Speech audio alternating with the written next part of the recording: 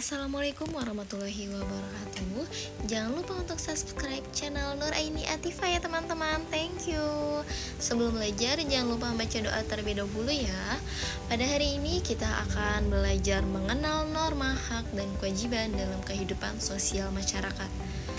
Norma adalah aturan yang mengikat keluarga, kelompok, atau individu. Ada norma tertulis dan tidak tertulis. Setiap anggota masyarakat dipandu oleh norma-norma ini dalam hal perilaku. Contohnya ada norma kesopanan, norma agama, norma kesusilaan, dan norma hukum.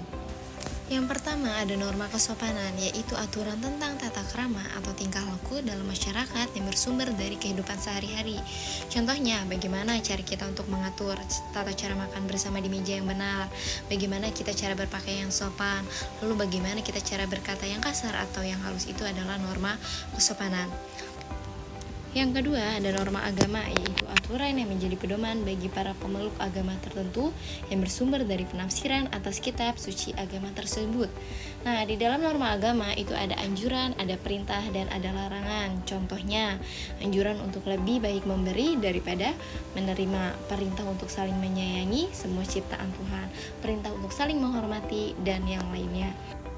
Yang ketiga, norma kesusilaan, aturan tentang baik dan buruk berdasarkan kejujuran hati nurani dan menuntun seseorang untuk berbuat kebaikan. Contohnya, tidak melecehkan kehormatan orang lain. Misalkan, laki-laki memegang pipi perempuan, memegang kemaluan perempuan, itu tidak boleh. Itu termasuk norma kesusilaan. Dan kita juga harus berempati atau memahami perasaan orang lain. Yang keempat, norma hukum, yaitu aturan yang dibuat oleh pemerintah dan Dewan Perwakilan Rakyat sebagai wakil dari seluruh unsur masyarakat. Contohnya, kita sebagai masyarakat harus menaati peraturan lalu lintas.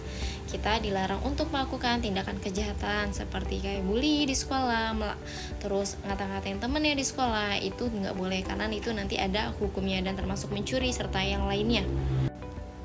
Dari keempat norma yang sudah Ibu jelaskan, betapa pentingnya itu untuk selalu menjaga norma.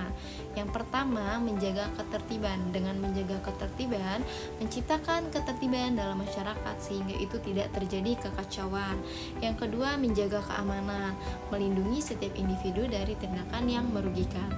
Yang ketiga, yaitu menciptakan kerukunan, membantu menciptakan hubungan yang harmonis antar anggota masyarakat. Apabila ketiga norma ini dilaksanakan dengan baik, maka semuanya akan menjadi hidup yang aman, damai, sejahtera, dan tentram. Selanjutnya yaitu ada pengertian hak.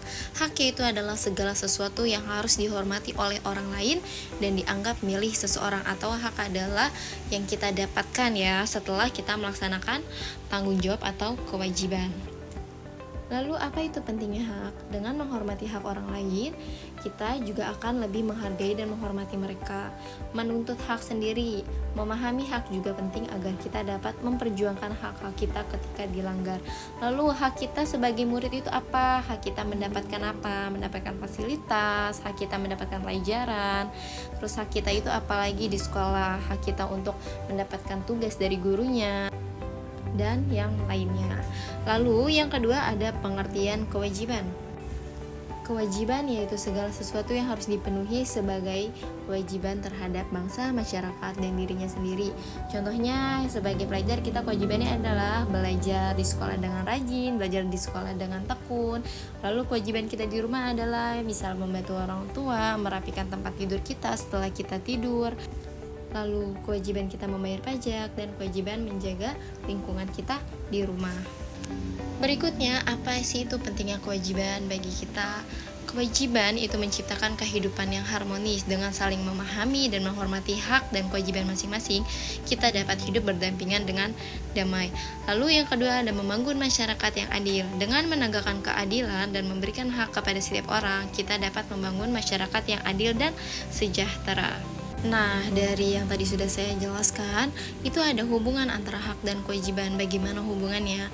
Dengan menjaga keseimbangan antara hak dan kewajiban akan itu menghasilkan masyarakat yang damai, adil, dan sejahtera. Sebaliknya, jika tidak kita jaga antara hak dan kewajiban dengan seimbang, maka itu akan menimbulkan masalah, menimbulkan konflik. Contohnya seperti pelanggaran hak asasi manusia, terus keadaan yang tidak aman, terus dapat menghambat pembangunan negara, dapat terjadinya konflik dan kericuhan.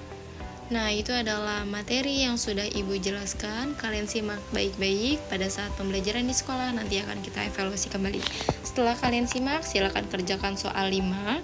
Kerjakan di buku tulis, lalu kita koreksi pada saat di sekolah ya. Tetap jaga kesehatan, jangan keluar rumah karena keadaan yang tidak baik. Terima kasih dari Bu Nuy. Assalamualaikum warahmatullahi wabarakatuh.